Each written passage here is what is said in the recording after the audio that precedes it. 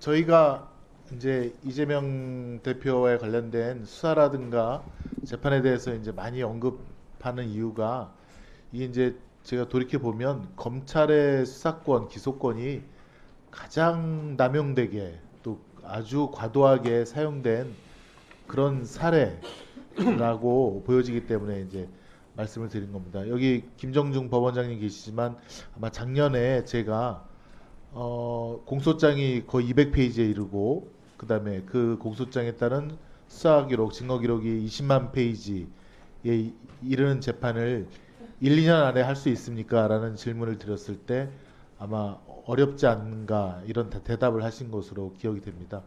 오늘 장동혁 위원님께서도 정말 정확하게 지적해 주셨지만 공소장이 200페이지인데 그 안에 어떻게 공소장 일본주의가 실현이 되겠습니까? 공소장이 200페이지니 거기에 따른 뭐 정황 사실들 다 그거 입증하느냐고 소명하느냐고 그에 따른 증거들이 수만 페이지, 수십만 페이지가 다 따라붙는 거 아닙니까? 근데 그거를 법원에서 공소장 일본주의 원칙을 천명해서 이거는 공소장이라 볼 수 없다. 예단을 갖게 한다라고 딱 잘라주시면 그러면 검찰에서도 아 뜨거 하면서 그렇게 무리한 수사, 무리한 기소 안 할 거 아닙니까?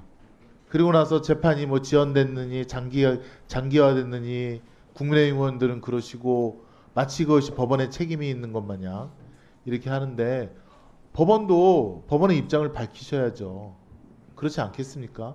그러니까 국민들께서 자꾸 오해가 누적되고 참다가 그러니까 법원 앞으로 달려가는 거 아닙니까?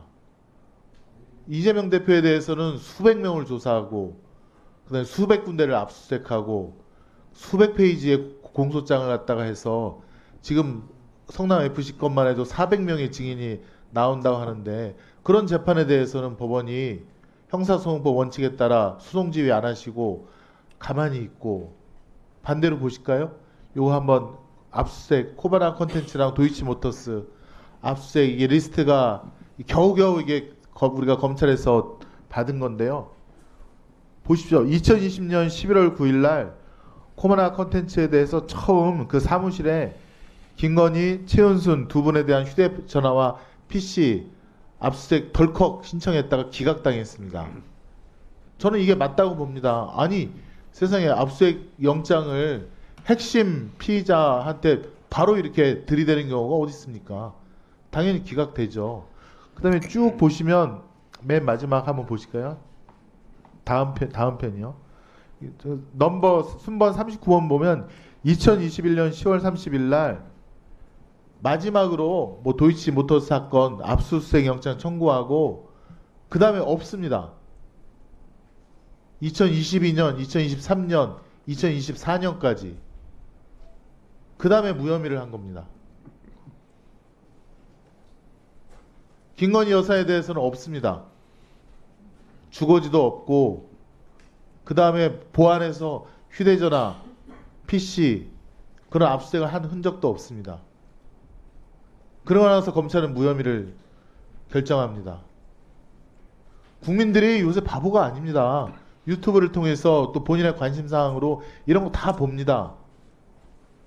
또 실시간으로 법정에 가서 그 재판하는 걸 보고 또 어느 유튜브가 계속 그런 정보를 또 국민들에게 정보를 드리고 있습니다. 그러니까 국민이 화가 나는 거죠. 사법, 형사사법이라는 건 저에게 가르치신 분이 지혜도 중요하지만 공정한 게 제일 중요하다. 본인이 스스로도 공정해야 되지만 누가 봐도 공정한 재판이라고 인정받아야 된다. 그런 걸 보고 있는데 지금 이런 걸 보시는 국민들이 공정하지 않다고 느끼는 겁니다. 그러니까 화가 나니까 들고 일어나는 거죠. 지금 판사는 역시 기소된 범죄 사실 공소장을 갖고 재판을 하지만 그렇지만 기소 이면에 검찰이 장난치는 것들이 상당히 많습니다. 그것에 대해서 눈 감으려고 하시면 안 됩니다. 이화영 부지사 재판 말고 우리 김영철 검사 얘기를 좀 할까요? 장시호 씨 재판할 때 장시호 씨가 본인의 구형을 알고 있었습니다. 검사가 알려줬죠. 근데 구형대로 안 나오고 덜컥 법정 구속이 됐습니다. 판사님이 보기에 이거는 죄질이 너무 나쁘다. 이 정도로 집행유예로 할 사안이 아니다. 법정 구속을 시켜버렸어요. 그랬더니 김영철 검사가 아뜨 하면서 장시호 씨를 1심 판결 선고 후에 수십 번을 부릅니다. 주말에도 부르고 일요일도 부르고 또 부르고. 그러면 안 되는 거 아닙니까? 일단 검사는 기소하면 끝이잖아요. 피고인이랑 잘 만나면 안 되잖아요. 또 증언할 때 압박해도 안 되고요. 근데 이건 1심 선고 후에 법정 구속됐다고 검사가 불러다가 위로하고 거기 같은 구치소에 있던 장시호 씨 수감자는 장시호 씨가 얼마나 특혜를 받았는지를 다 증언하고 그럽니다. 검사실에서 생일잔치 했다 그러고. 예? 그런 거를 안 보시면 안 되잖아요. 그거 실체 진실을 방해하는 작업을 검사들이 하고 있는 거 아닙니까? 판사님들이 그 기소 안 됐다 그래서 그 눈 감으실 겁니까? 그래갖고 실체적 진실이 나타나겠습니까? 그런 거 보시라는 거 아닙니까? 지금 법원에 대해서도 사법농단이라고 하고 검찰에서 100여 명에 가까운 판사님들 수사해서 14분을 기소했습니다. 무리한 기소라는 거 저도 알고 있습니다. 느꼈습니다. 근데 기소하더라고요. 언론 플레이 해갖고 국민의 여론을 뒤집어 엎고 14분 중에 11명이 무죄가 나왔습니다. 그런 거 보시면 억울하지 않습니까? 답답하지 않습니까? 지금 판사들의 어떤 사법농단이라고 하는데 지금 검찰들 보십시오. 그 이상의 일을 마음껏 하고 있지 않습니까? 그리고 본인들의 기소권을 갖고 있다고, 수사권을 갖고 있다고 검사들의 그런 행태, 그런 거 아무도 하지 않고 있지 않습니까? 그런 거를 보셔야 됩니다. 저희가 이화영 부지사 재판에 대해서도 분명히 여러 많은 증인이라든가 또 언론 보도를 통해서 연어 술파티가 있었고 또 저희가 이번에 출정 기록을 받았습니다. 수십 번을 갖다가 소환해서 그중에 3명, 핵심 증인 3명을 갖다가 27차례나 같은 날 불러서 밤에 같은 시간에 돌려보내고 그 3명을 모아서 진술 짜맞추기 하고 그렇게 했다는 것을 저희 국회가 정치적인 입장에서 이걸 밝혀냈습니다. 그 기록을 받았어요. 그러면 그거를 보셔야죠. 기소 이면에 어떤 일들이 있었는지를 보셔야죠.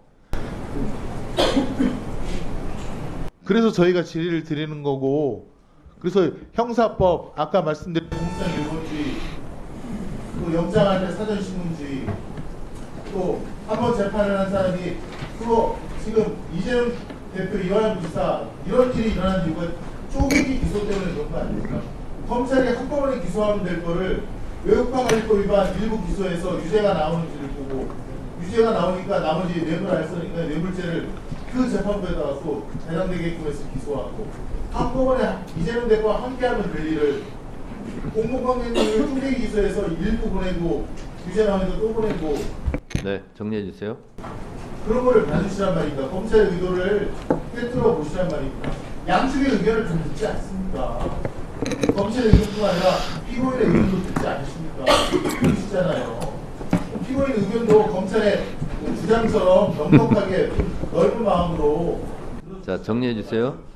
네, 수고하셨습니다.